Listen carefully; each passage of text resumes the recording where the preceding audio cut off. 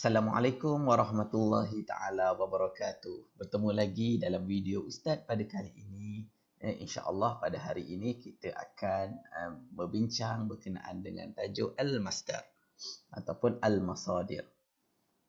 InsyaAllah fi hadzal yaum sanakish 'anil mawdu'il jadid wa hiya al-mawdu' al-masadir. Baik, apa itu isim masdar? Isim masdar ini apa?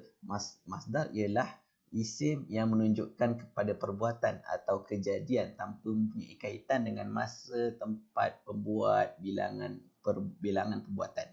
Baik. Masdar ni apa? Masdar ni dia ini menunjukkan kepada isim tapi menunjukkan kepada perbuatan atau kejadian. Kalau menunjukkan kepada perbuatan, dia jadi fi'il lah kan. Kenapa jadi isim? Ni beza isim masdar dengan fi'il. Kalau fi'il, dia ada kaitan dengan masa. Dia ada kaitan dengan masa. Jadi bila dia ada kaitan dengan masa, maka contohnya fi'il madi, dia contohnya zahabah, dia punya kaitan dia dengan masa yang lepas. Contohnya kalau zahabah telah pergi, dah buat dah perkara tersebut. Kalau yazhabu fi'lun mudhari', dia maksudnya dia menerangkan sedang buat. Kalau tambah saufa atau sin akan buat. Sebab itu dia bezanya kat masdar kat sini. Masdar dia tak ada kaitan masa. Kalau fi'il dia ada kaitan dengan masa. Baik. Ia merupakan perkara yang dapat difahami tanpa dirasai oleh panca indera.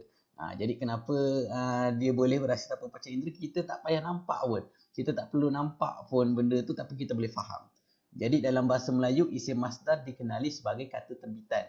Jadi kalau dalam tata bahasa Melayu, isim masdar ni dinamakan sebagai kata terbitan. Apa kata terbitan? Kata terbitan ni semua perkataan daripada kata kerja tambah an kat belakang ni. Tambah en.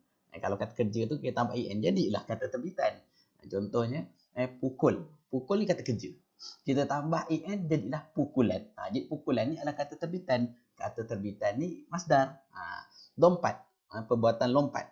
Lompat kita tambah en, jadilah lompatan. Jadi lompatan tu dia adalah kata terbitan dan kata terbitan adalah masdar. Contohnya satu belajar. Belajar adalah kata kerja, fi'il. Jadi bila kata kerja kita tak belajar, kita jadikan dia kata terbitan, kita tambah en, jadilah belajaran. Tapi dalam masa tak belajar dia ada pelajaran. Jadi itu adalah masdar, iaitu kata terbitan. Baik, cara penulisan isim masdar terbahagi kepada 4 bahagian. Baik, untuk nak buat isim masdar ni kita kena set dalam minda kita ada 4 tajuk kecil yang kita kena kuasai. Ada 4 tajuk kecil yang kita kena kuasai, iaitu kita tengok kat sini lah. Dia pertama dekat fi'il sulasi, dekat bahagian fi'il sulasi, dekat bahagian fi'il rubai. Ni pecahan dia pertama, pecahan dia dua. Fi'il sulasi ada pertama fi'il sulasi mujarrad, yang kedua fi'il sulasi mazid. Ni kalau masdar fi'il sulasi ni, fi'il sulasi ni apa? Iaitu fa'ala, atas wazan fa'ala. Kalau fi'il rubai fa'lala.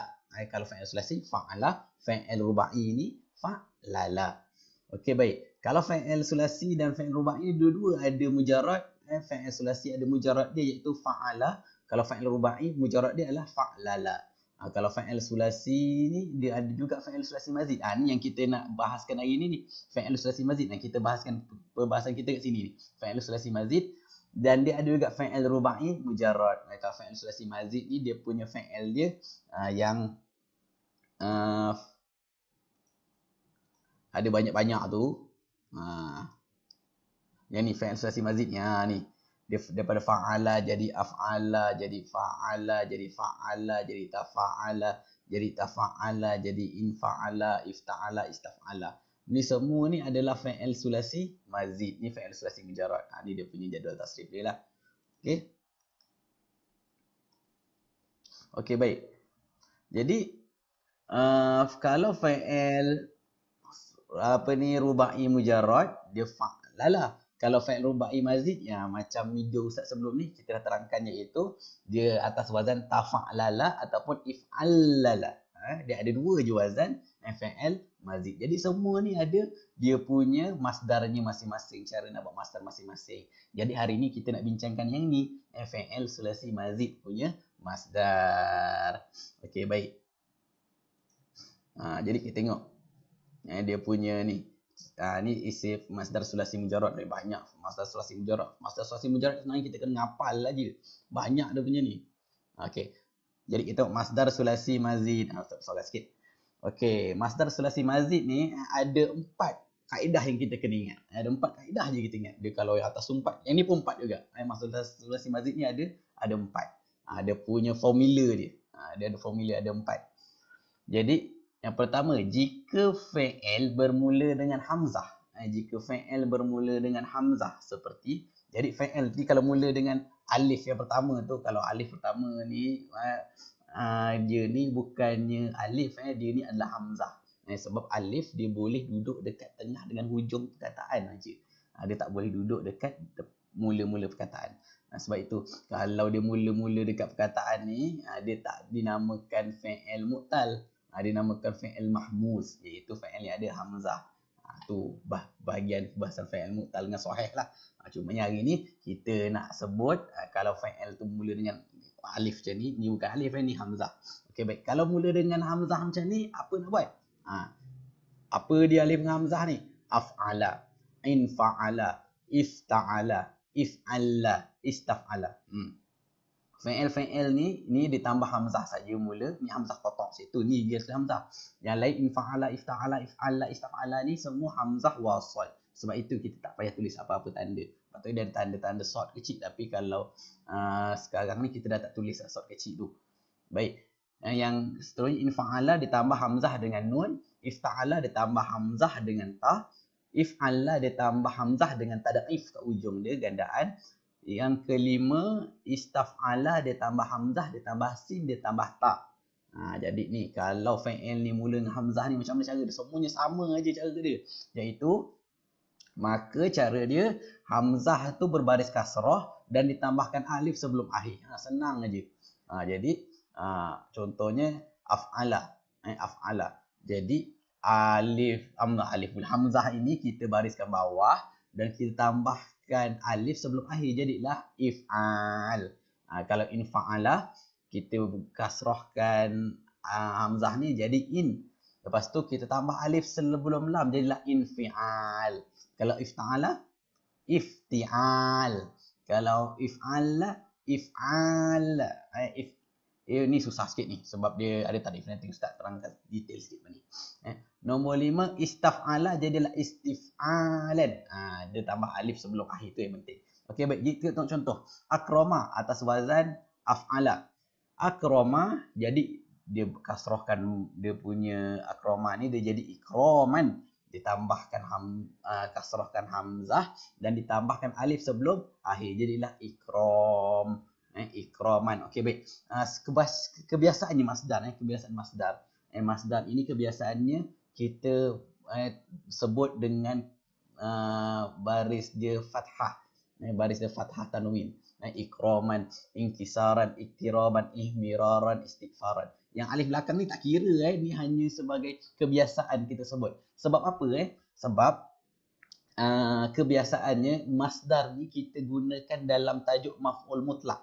Kebiasaannya kita gunakan dalam maf'ul mutlak, jadi mudah untuk kita faham nanti. Kita akan belajar maf'ul mutlak dalam mata pelajaran tingkatan 5 nanti. Jadi yang perbahasan sampai sini ikram saja ni. Tapi kita biasa sebut ikraman. Nak baca ikramun, ikramin pun boleh, tak ada masalah. Ikramu boleh, ikrami boleh, ikrama pun boleh. Yang penting ada alif sebelum akhir. Yang ni huruf akhir dia mim ni. Huruf akhir mim bukan alif ni. Okey, baik. Kalau kita membiasakan ikramud duyuf, memuliakan tetamu. Itu contoh penggunaan masdar. Okey, baik. Jadi ni samalah dengan perbahasan kita tadi kan, iaitu dia tambah alif sebelum akhir. Huruf akhirnya huruf mim tambah alif. Inkasarah, huruf akhirnya huruf ra. Jadi ditambah alif sebelum huruf ra. Lepas tu hamzahnya baris bawah. Inkisaran. Jadilah inkisaran. Iktaraba, huruf akhirnya ba. Tambahlah alif sebelum ba. Jadilah iktiraban. Iktirab. Kalau kebiasaan kita sebut dalam tanwin fathah, Jadilah iktiraban. Okey, ihmarra. Ni yang ada huruf tadaif ni.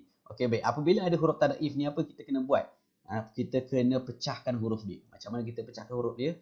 Sebenarnya tadaif ni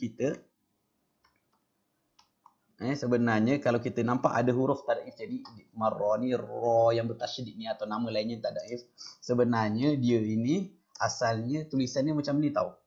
Ihmarra. Yang ni Ustaz bergariskan dengan ihmarra kan. Yang ni sebenarnya kita kena pecahkan jadi macam ni. Ra ni dia bergandaan. Jadi ra ni kita kena buat 2 kali. Ihmarra ni mati. Yang ni baris atas. Kan sama bunyinya kan. Kita baca kan ihmarra. Yang ni pun ihmarra. Cuma tulisan ni lagi cantik kan. Sebab ada tasydid kan. Buat ra sekali aja. Tak payah buat ra 2 kali. Cumanya untuk kita faham. Ihmarra ni kita nak senang kita jadikan masdar, kita kena pecahkan dulu ihmarra ni. Jadi pecahkan jadilah macam ni. Ra ni ada 2. Ra pertama tu mati, ra kedua tu berbaris. Jadi bila Ustaz sebut tadi kan, cara dia macam mana? Kita bariskan bawah. Dia punya hamzah pertama dah baris bawah dah. Lepas tu kita tambah alif sebelum akhir. Jadilah ihmirar. Jadilah ihmirar. Tambah alif sebelum akhir. Jadilah ihmirar. Daripada ihmarra. Jadilah ihmirar. Tambah alif sebelum akhir dia. Lagi senang. Kalau tak nanti kita ingat ra ni huruf akhir. Sebenarnya ra ni bukan akhir. Ada 2 ra kat sini. Ada 2 ra kat sini. Jadi kita kena pecahkan 2 ra tu untuk kita pilih ra yang terakhir tu untuk tambah alif kat tengah-tengah dia. Jadilah ihmirar. Kita kembali dekat buku Ustaz. Baik, ihmarra jadi ihmirar. Sebab dia kebiasaan ni kita baca tanwin, jadilah ihmiraran. Istighfara. Huruf akhirnya huruf ra. Maka kita tambah alif sebelum huruf ra. Jadilah istighfaran. Istighfaran. Istighfar biasanya kita baca kan. Okey, baik. Baik, jadi ini adalah kaedah pertama. Kaedah pertama yang kita kena ingat, iaitu kalau kita tengok fi'il mazid ni yang mula dengan hamzah, inilah cara dia. Iaitu tambah alif sebelum akhir. Tu ingat, tambah alif sebelum akhir untuk fi'il yang mula dengan hamzah. Okey, baik. Seterusnya, kalau fi'il yang mula dengan huruf ta, iaitu ada 2 wazan yang ada kaitannya, iaitu tafa'ala. Yang kedua tafa'ala. Tafa'ala. Dua-dua ni fi'il madi ni. Yang ni ditambah huruf ta dengan huruf alif. Yang ni ditambah ta, yang ni tadaif huruf ain. Mana ainnya ada 2 ni kan. Okey, baik. Maka apa nak buat? Maka dibariskan dhammah. Bariskan dhammah ni baris depan. Pada ainul fi'li. Pada ainul fi'li. Apa itu ainul fi'li? Okey, baik. Ini adalah istilah dalam saraf. Istilah dalam saraf. Dia ada fa'ul fi'li, ada ainul fi'li, ada lamul fi'li. Baik. Fa'ul fi'li ni huruf pertama ni, fa'ul fi'li. Kalau ainul fi'li, huruf yang kedua, ainul fi'li. Kalau lamul fi'li ni huruf lam. Jadi kalau tafa'ala ni, fa'ul fi'li dia ni, fa ni. Kalau ainul fi'li dia ni, ain ni. Kalau lamul fi'li ni, lam dia ni. Kalau tafa'ala, fa ni adalah fa'ul fi'li, ain dia ni adalah ainul fi'li, lam ni adalah lamul fi'li. Ni istilah kita kena untuk mudahkan kita nak belajar ilmu saraf. Okey, baik, contoh dia. Jadi kita baca balik, maka dia bariskan dhammah pada ainul fi'li. Baris dhammah je pada ainul fi'li, senang je. Jadi pada segi tulisan tu sama, baris je berubah. Contoh dia, takataba. Jadi takatuban. Okey, baik, kita tengok takataba ni atas wazan tafa'ala. Jadi dia punya fa'ul fi'li ni mana? Fa'ul fi'li ni huruf kaf ni. Taka. Jadi kaf ni adalah fa'ul fi'li. Ainul fi'li di mana? Ainul fi'li dia ni lepas alif ni. Jadi lepas alif ni ta. Ta ni adalah ainul fi'li. Jadi ainul fi'li ni yang kena dhammahkan. Lamul fi'li huruf ba. Jadi takatuban. Kita baca takatuban ke takatubin ke takatubu ke suka hati. Yang penting takatub. Yang penting dhammah ni pada huruf ta, iaitu ainul fi'li. Okey, baik. Kita tengok takarraba. Dia punya fa'ul fi'li dia huruf qaf ni. Lepas huruf ta kan, fa'ul fi'li. Dia punya ainul fi'li ni huruf ra. Ada tasydid tu. Kemudian dia punya lamul fi'linya adalah huruf ba. Jadilah arahannya adalah domahkan ainul fi'il. Ainul fi'il ini huruf ra. Jadilah daripada taqarraba jadilah taqarruban. Jadi senang aja. Ya, senang aja kalau fi'il tu kita tengok fi'il mula dengan huruf ta, kalau wazan mula dengan huruf ta. Tapi jangan pula kita tertukar pula dengan tafa'ala ni dengan wazan fa'ala anta. Kan fa'ala apa ni fa'ala tufa'ilu, kamu buat. Tufa'ilu. Ni bukan tufa'ilu ni tafa'ala. Dia punya madi dia memang tafa'ala. Tafa'ala ya tafa'alu. Tafa'ala ya tafa'alu. Jangan kita tukar dengan tufa'ilu. Jadi kalau tufa'ilu tu dia atas wazan fa'ala. Di atas wazan fa'ala. Nanti kita akan jumpa fa'ala lepas ni. Memang biasa tukar lah benda tu. Kena pastikan tafa'ala ke tufa'ilu. Kita bahaskan sini tafa'ala. Okey, baik. Jika fi'il dalam bentuk fa'ala. Ni kalau fi'il dalam bentuk fa'ala. Fa'ala ni dia tambah huruf ain. Tambah huruf ain, dia tak takrifkan ain. Jadi apa dia nak jadi? Dia itu isim masdar itu berubah menjadi taf'ilan. Jadi masdar dia, wazan dia taf'ilan iaitu tambah ta sebelum fa'ul fi'li dan selepas ainul fi'li iaitu selepas huruf tengah ni tambah huruf ya. Jadi sabdu dia tadi dah.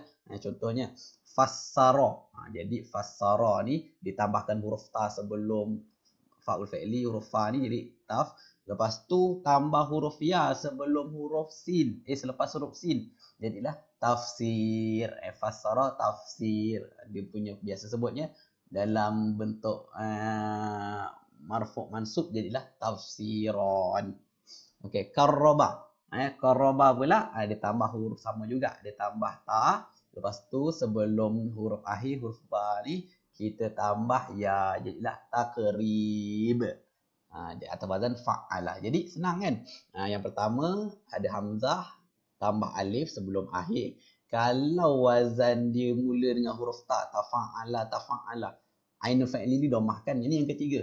Fa'ala taf'ilan. Yang ni kita kena ngapal. Fa'ala taf'ilan. Okey, yang keempat. Jika fi'il dalam bentuk fa'ala. Ni yang saya sebut tadi kan. Tertukar tadi dengan tafa'ala ni. Sebab kalau fa'ala ni atas wazan fi'il mudhari' anta dia jadi tufa'ilu tambah ta juga.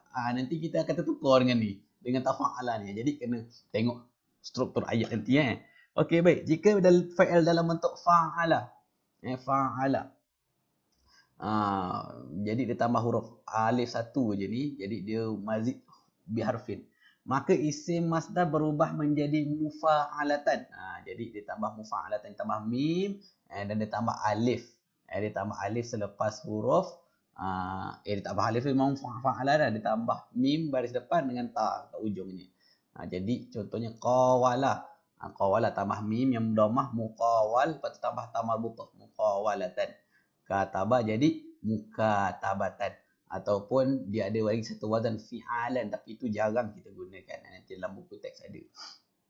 Okey, baik. Jadi 4 wazan untuk isim masdar, fi'il, sulasi, mazid. Jadi senang aja. Yang penting kita kuasai dua yang asas ni dulu, iaitu wazan wazan yang mula dengan huruf hamzah, af'ala, infa'ala, ifta'ala, if'ala, istaf'ala. Kemudian kita ingat yang mula dengan huruf ta ni, tafa'ala, tafa'ala. Kemudian kita ngapal dua je wazan lagi. Ni wazan special ni, iaitu fa'ala, taf'ilan, fa'ala, mufa'alatan. Jadi dapat je kita ngapal 4 formula ni, maka kita menguasai fi'il masdar bagi fi'il sulasi mazid. Okey, baik. Jadi itu untuk masdar sulasi mazid. Jadi kita tengok dekat buku teks kita pula. Jadi buku teks kita masdar sulasi mazid ni kan, dia ada sebut kat sini mazid biharfin wahidin, af'ala, fa'ala, fa'ala. If'al, kalau af'ala dia jadi if'alan, kalau fa'ala jadi taf'ilan, kalau fa'ala mufa'alatan. Tapi ustaz dah mudahkan lagi kan, sebab kalau mazid biharfain ni semuanya dia mula dengan banyak mula dengan ifta'ala, infa'ala, if'ala ni, maka dia ni sama je dengan af'ala ni, tambah alif sebelum akhir. Yang ni kalau mazid bi harfin wahid ni maksudnya apa? Maksudnya tambah satu huruf. Yang ni tambah hamzah aja. Yang ni tad'if pada ainul fi'li, yang ni tambah alif selepas fa'ul fi'li. Kalau mazid bi harfain ni ni tafa'ala tambah ta dengan alif. Dia punya pembahagian dia diikut dalam buku teks ni, dia pembahagian dia mengikut pembahagian huruf yang ditambah. Ustaz punya buku tadi, ustaz tambah mengikut cara. Ustaz bahagikan ikut cara. Kalau mula dengan hamzah, cara dia macam ni. Kalau mula dengan huruf ta, cara dia macam ni, iaitu kat sini. Ni dia punya pembahasan kalau mula dengan huruf ta. Tafa'ala jadi tafa'ulan. Tafa'ala jadi tafa'ulan.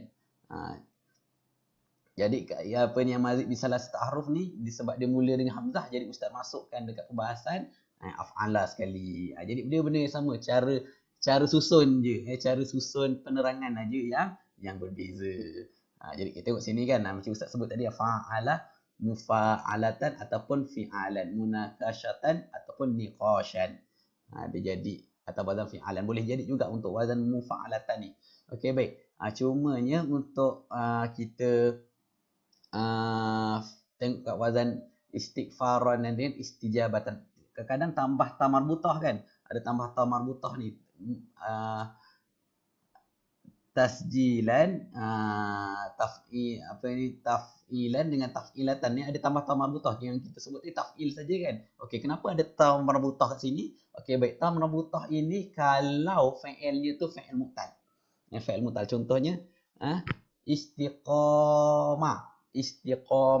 Tadi istighfara ni istiqamah. Istiqamah kita tulislah. Contohnya istaqama. Istaqama.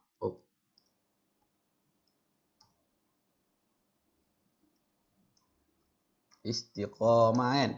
Istiqamah maknanya daripada perkataan qama. Jadi dia kat sini ada huruf mu'tal, iaitu huruf alif ni dekat lepas dekat ainul fi'li ni. Jadi dia akan dia punya masdar dia kena tambah ta marbutah, istiqamatan. Istiqamatan dia punya masdar dia. Jadi kalau ada ta marbutah ni, maksudnya dekat fi'il dia tu, fi'il dia yang sebelum dia tukar jadi masdar, ada huruf mu'tal. Itu huruf mu'tal tu apa? Alif waw ya. Alif waw ya. Hamzah bukan huruf mu'tal. Hamzah adalah huruf sahih. Ni alif waw ya. Jadi kalau situ ustaz kata, kalau alif waw ya tu alif dekat tengah perkataan atau kat hujung je, baru dikira alif. Kalau dekat mula-mula perkataan macam af'ala, ifta'ala, infa'ala, if'ala, istaf'ala tu hamzah. Jadi kalau alif ni, yang kita kata alif ni, sebenarnya hamzah ni, yang ni bukan huruf mu'tal yang ni adalah huruf sahih. Jadi dia dalam bab al-mahmus. Okey, baik. Jadi itu saja untuk penerangan ustaz berkenaan dengan fa'il sulasi mazid. Okey, baik. Jadi kita ingat 4 perkara kalau mula dengan hamzah, sebelum akhir tambah alif. Kalau huruf ta, dia punya ainul fi'li dia, iaitu huruf yang tengah-tengahnya tu di baris dhammah. Huruf sebelum akhir itu di baris dhammah. Kalau wazan fa'ala, taf'ilan. Kalau fa'ala, mufa'alatan. Senang aja untuk kita ingat, untuk kita kuasai tajuk fi'il sulasi mazid ini. Jadi kita akan bertemu lagi dalam video akan datang. Kalau ada apa-apa nak tanya, boleh tanya dekat ruang komen. Ada apa-apa cadangan, boleh cadangkan dekat ruang komen. InsyaAllah Ustaz akan lihat, Ustaz akan perhatikan apa yang boleh Ustaz bantu, sama kita bantu. Baik, jangan lupa subscribe channel Ustaz Google, dan kita akan bertemu lagi dalam waktu yang akan datang. Assalamualaikum warahmatullahi taala wabarakatuh.